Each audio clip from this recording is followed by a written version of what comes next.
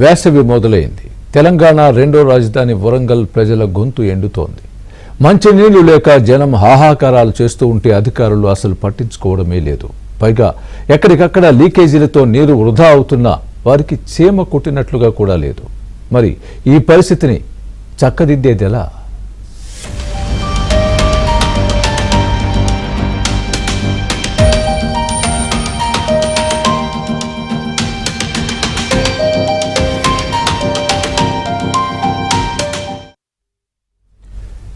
ఎక్కడ చూసినా లీకేజీల వరద. అంతా తెలిసినా అధికారుల నిర్లక్ష్యం. లక్షలాది లీటర్ల మంచినీరు, మురికి నీటి పాలు. ఇది గ్రేటర్ మున్సిపల్ కార్పొరేషన్ అధికారుల నిర్లక్ష్యం. పాలకవర్గం పర్యవేక్షణ లోపం వరంగల్ నగర ప్రజల పాలిట శాపంగా మారిన వైనంపై ఏబిఎన్ స్పాట్లైట్.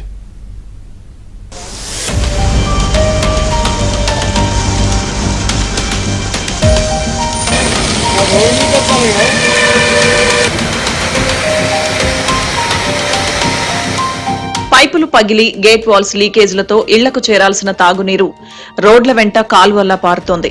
లక్షలాది లీటర్ల మంచినీరు లీకేజ్ రూపంలో వృధా అవుతున్నప్పటికీ మరమ్మతులు చేపట్టాల్సిన అధికారులు గాలికి వదిలేశారు.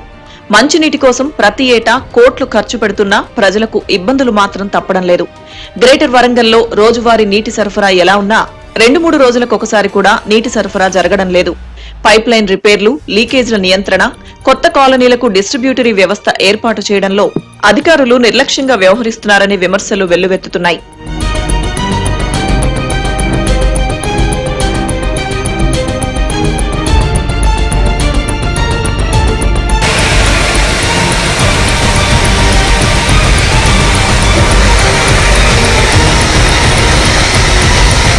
గ్రేటర్ వరంగల్ మున్సిపల్ కార్పొరేషన్ పరిధిలోని 66 డివిజన్లలో దాదాపు 2.5 లక్షల ఇళ్లుండగా 11 లక్షలకు పైగా ప్రజలు నివసిస్తున్నారు. నగరంలోని ప్రతి ఇంటికి రోజు నీటిని సరఫరా చేయాలనే డిమాండ్ ఎప్పటి నుంచో ఉన్నదే. అందుకుగాను Amrut urban mission Bhagiratha scheme కింద 630 కోట్ల రూపాయలకు పైగా నిధులు వెచ్చించి నగరంలో వాటర్ ట్యాంకులు, పైప్ లైన్ల వ్యవస్థను బలోపేతం చేశారు. ఆ తర్వాత 2021లో అప్పటి మున్సిపల్ మంత్రి KTR daily water supply system ను ప్రారంభించారు. కానీ క్షేత్రస్థాయిలో మాత్రం డైలీ వాటర్ సప్లై సిస్టమ్ మాటలకే పరిమితమైంది. నగరంలో పాతవి, కొత్తవి అన్నీ కలిపి 26.7 కిలోమీటర్ల వాటర్ మెయిన్స్, 217.3 కిలోమీటర్ల ఫీడర్ మెయిన్స్, 125 వాటర్ ట్యాంకులు, 2767.3 కిలోమీటర్ల పైప్ లైన్లుండగా వాటి ద్వారా డిస్ట్రిబ్యూషన్ చేస్తున్నారు.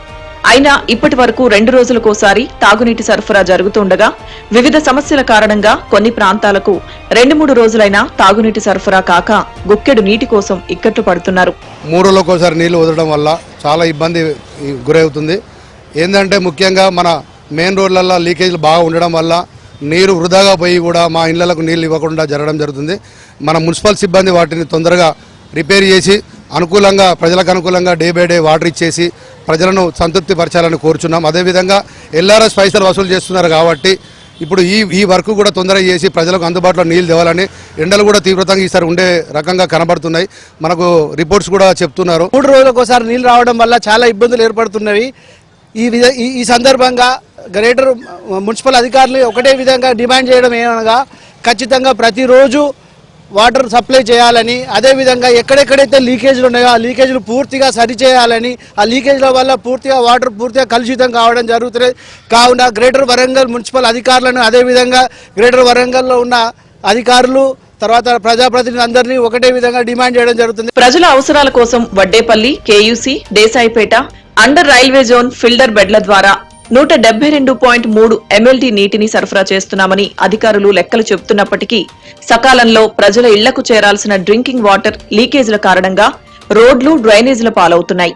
రోడ్లపై కాలువలా పారుతున్న నీటిని నిల్వ కోసం గుంత తవ్వి మోటార్ ద్వారా నర్సరీలోని మొక్కలకు నీరు చల్లుకుంటున్నారు. ఒక్కో డివిజన్లో కనీసం 5-6 చోట్ల పైప్ లైన్ లీకేజీలు ఉన్నప్పటికీ గ్రేటర్ వ్యాప్తంగా ప్రతిరోజు 40 MLDకి పైగా నీళ్లు వృధాగా పోతున్నట్లు తెలుస్తోంది.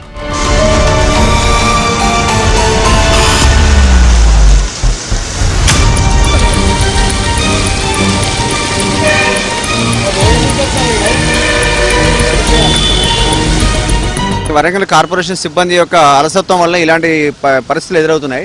ఈ మండు వేసవిలో మంచి ఎండాకాలం సమయంలో కాలనీలలో నీళ్లు లేక చాలా తప్పించిపోతున్న తరుణంలో ఇలాంటి వేస్టేజ్ వాటర్, ఇలాంటి మెయిన్ పైప్ లైన్ను ఏమాత్రం కూడా పట్టించుకోవడం వల్ల ఇలాంటి అవస్థలు వస్తున్నాయి. మెయిన్ కాలనీస్ అని కూడా వాటర్ లేకుండా ఇబ్బంది పడుతున్నాయి. ఒక గంట 2 గంటలు సప్లై సరిగా ఉండట్లేదు. కానీ ఇలాంటి వృధా నీరు మాత్రం చాలా సమయాలుగా రోజుల కొద్దిగా ఇట్లా పోతున్నాయి. ఎందుకంటే కార్పొరేషన్ సిబ్బంది ఎప్పుడు వస్తారు, ఇక్కడ ఒక హౌస్ ఉంటుంది, దాంట్లో ఒక వాల్ ఉంటుంది, ఆ వాల్ను రిపేర్ చేసి పోతారు. కానీ ఆ వాల్ రిపేర్ అనేది దాని యొక్క క్వాలిటీ ఏందో క్వాంటిటీ ఏందో తెలియకుండా మైనర్ రిపేర్స్గా ఏదో చిన్న ఒక వస్తువుల అరేంజ్మెంట్ చేసి పోవడం వల్ల అది వితిన్ 3 months 6 months ఎవరీ 1 yearలోనే అది లీక్ అవ్వడం, ఆ వాచర్ వలిగిపోవడం, మళ్ళీ ఇలానే వాటర్ కావడం. లీకేజ్ సమస్య కారణంగా వరంగల్ నగరంలో పెద్దమ్మగడ్డ కేయు మార్గంలోని గౌతమ్ నగర్ మెయిన్ రోడ్ లో కేవలం 50 మీటర్ల పరిధిలోనే లీకేజీలు కావడంతో నీరంతా వృధాగా పోతుంది. ఈ ఏరియాకు వాటర్ సప్లై జరిగినప్పుడల్లా రోడ్లపై నీళ్లు వరదలా పారుతున్నాయి. రోడ్డు కూడా దెబ్బతిని గుంతలుగా మారింది. దీంతో చాలా చోట్ల నీటి కొరత ఏర్పడి స్థానికులు ఇబ్బందులు పడుతున్నారు. మళ్ళా కొద్దిగా సేపు మంచి ఇసి పెడతారు, కొద్దిగా సేపు ఖరాబ్ ఇసి పెడతారు. అట్లా ఇసి పెట్టద్దు, ఇసి పెడితే రోజు ఇసి పెట్టాలి, అందరికి సరిపోయేటట్టు ఉంటుంది. కానీ ఎటు పడితే అటే ఇసి పెడితే ప్రజలు ఆగంగా చచ్చిపోతలేరా? ఆ నీళ్లు తాగి ఇన్ఫెక్షన్ అవుతాయి, కడుపులో అంతా ఆగమాగంగా పిల్లలు పడిపోతాను, వాళ్ళకి విరోచనాలు అవుతాయి, కక్కుడు అవుతుంది, ఇవన్నీ అవుతాయి. కాబట్టి మీరు ప్రజలు పట్టించుకొని ఇవన్నీ చేయాలి. మీరు హనుమకొండలోని భీమారం మెయిన్ కాలువ పైపులు పగిలి కలుషితమైన నీరు వస్తుంది. పైప్ లైన్లకు మరమ్మతులు చేయాలని కోరినా అధికారులు పట్టించుకోవడం లేదని స్థానికులు ఆరోపిస్తున్నారు. వరంగల్ నగరంలో లీకేజీలు, మరమ్మతులను అధికారులు, ప్రజాప్రతినిధులు పట్టించుకోకపోవడం వల్ల దేశాయిపేట, జేపీఎన్ రోడ్ ప్రాంతాల్లో జనం అనారోగ్యానికి గురవుతున్నారు. నీటి సరఫరాలో సమస్యలను పరిష్కరించాలని స్థానిక ప్రజలు కోరుతున్నారు.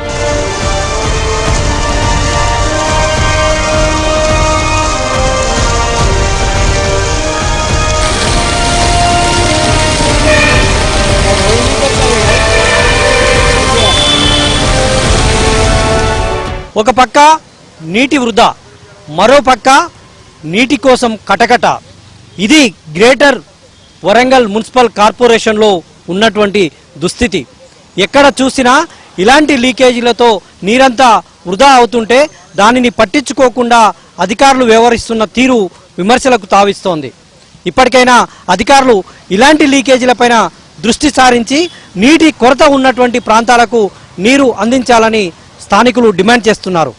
వీడియో జర్నలిస్ట్ జగదీష్తో నవీన్, ఏబిఎన్ ఆంధ్రజ్యోతి, వరంగల్.